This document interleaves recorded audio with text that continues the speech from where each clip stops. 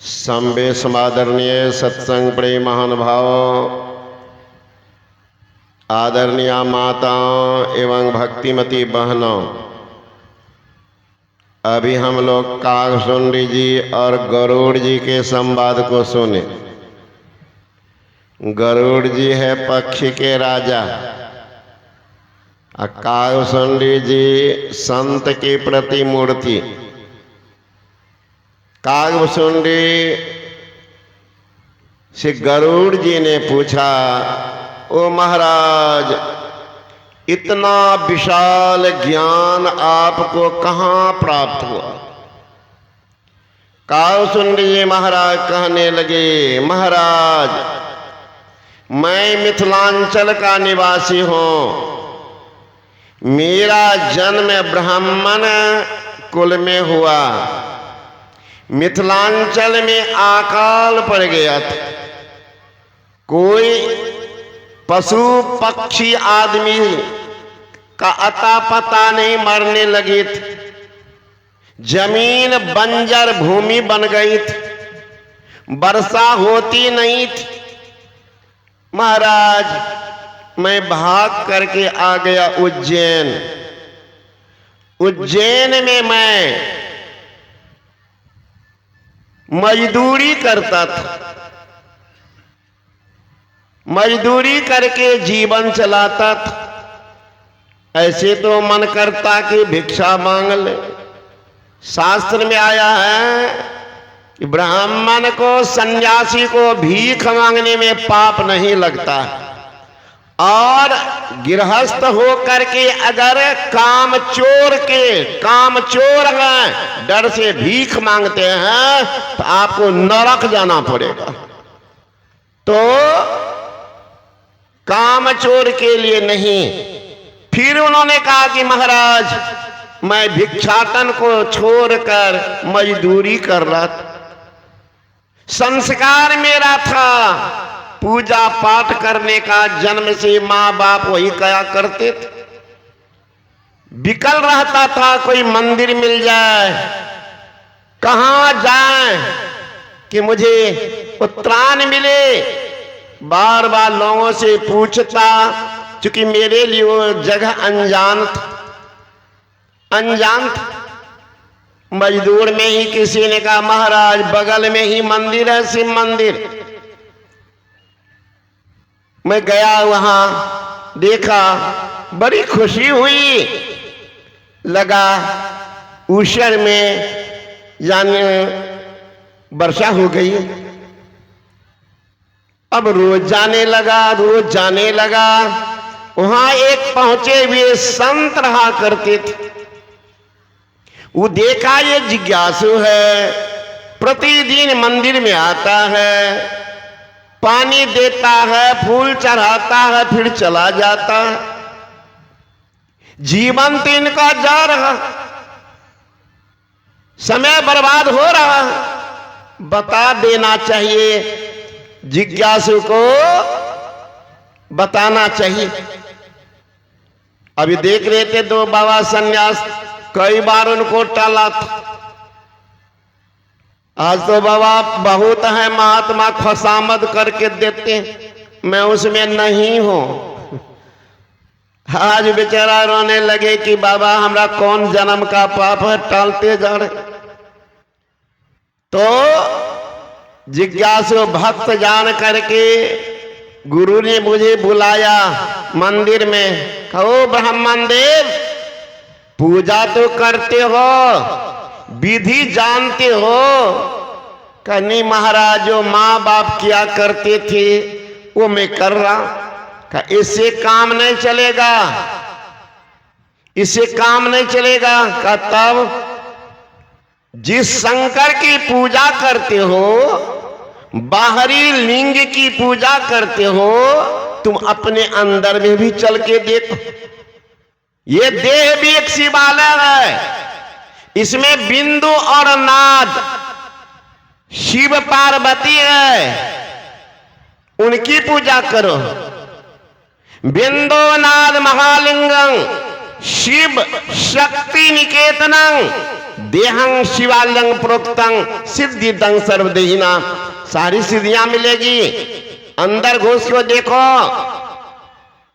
अंदर घुस के देखो, सही ज्ञान होगा। तो मैं दीक्षा ले लिया, बैठकर ध्यान करता था। एक बार गुरुजी आए, मैं पूजा में बैठा था, लेकिन मुझे हुआ कि गुरु महाराज आ रहे हैं, उससे बेसी काम तो मैं कर ही रहा हूं, भगवान शंकर का पूजा कर रहा हूं, तो खड़ा होने की क्या जरूरत,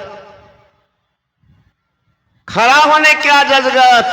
अजगर खड़ा नहीं होता, अजगर खड़ा नहीं होता।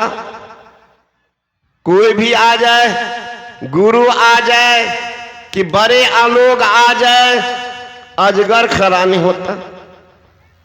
महाराज मैं क्या बताऊं, गुरु के आने पर मैं खड़ा नहीं हुआ, मंदिर में ही आकाशवाणी हो गई, मैं सुनने लगा। एक बार हर मंदिर जपत रहो शिव नाम, गुरु आए अभिमान ते उठने किन्न प्रणाम। गुरु दयाल कुछ कह न सके, उर न रोष लवलेश, अति अग अपमानता सह न सके महेश। जिनकी पूजा कर रहे भगवान ने बर्दाश्त किया। करे मूर्ख, गुरु के आने पर तू अजगर तरह बैठा रह गया, जा तू अजगरे हो जा। ऐसे हम लोग यहां नहीं खड़ा हो जाते हैं, क्या कारण है? बढ़िया दशान भी नहीं है।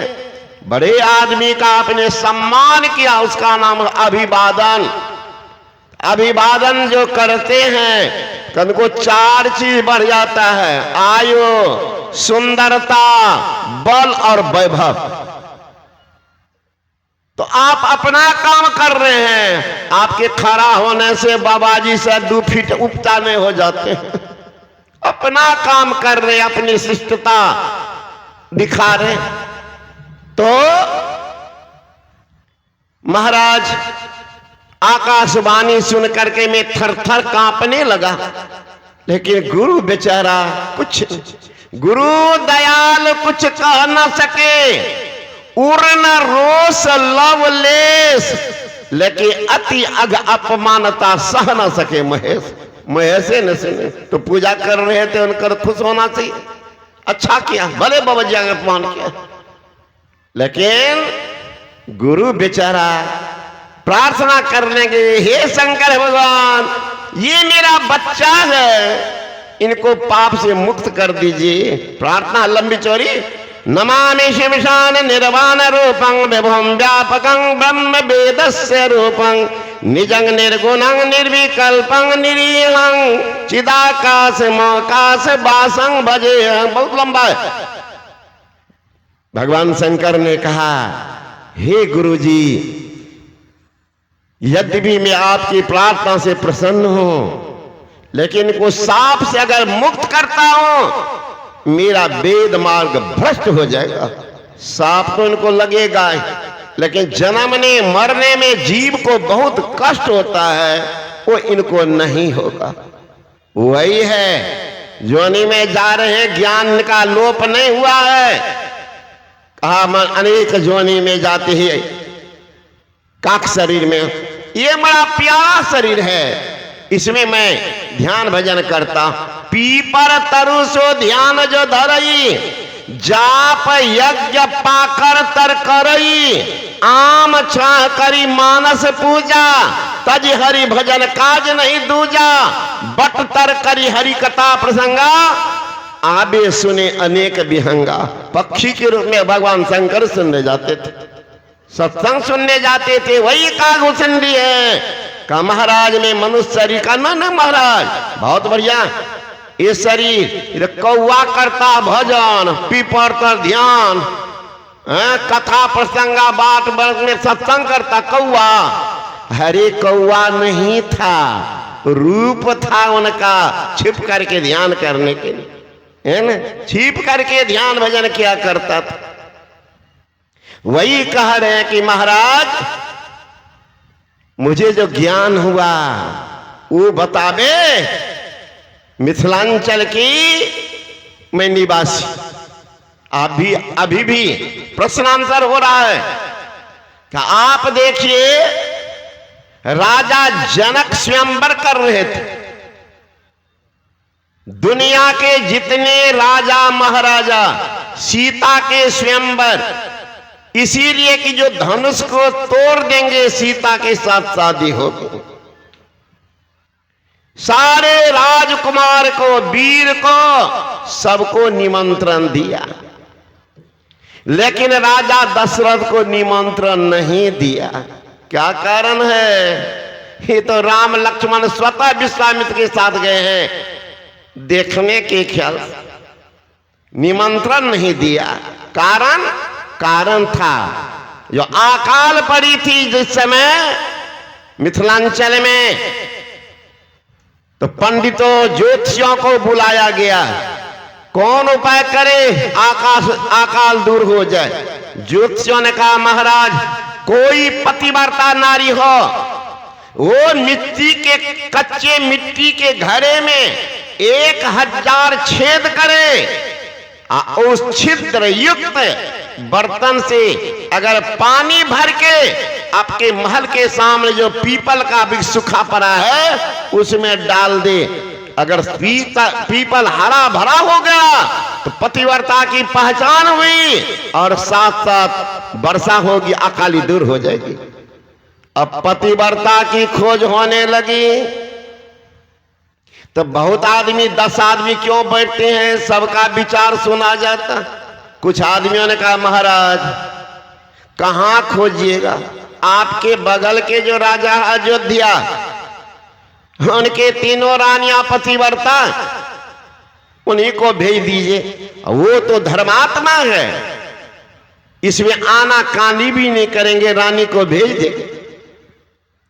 पत्रवाहक को भेज दिए, मंत्री को साथ कर दी, राजा दशरथ को दिए, पत्र पढ़े। अरे राज के कल्याण के लिए रानी जाएगी, कौन बड़ी बात जाएगी। अब उनको लौटा दिए कह करके, अब वहां वो लोग स्वागत की तैयारी करने लगे। इधर भी अयोध्या में वाद्य यंत्र बजने लगे, रानी जा रही है, प्रधानमंत्री जाएंगे ऐसे नहीं। उनके जाने के पहले तैयारियां देख लीजिए, सारा नेटवर्क बंद। तो प्रधानमंत्री आ रहे, यहां रानी जा रही है। संजोग ऐसा, सुबह आई मेहतरनी।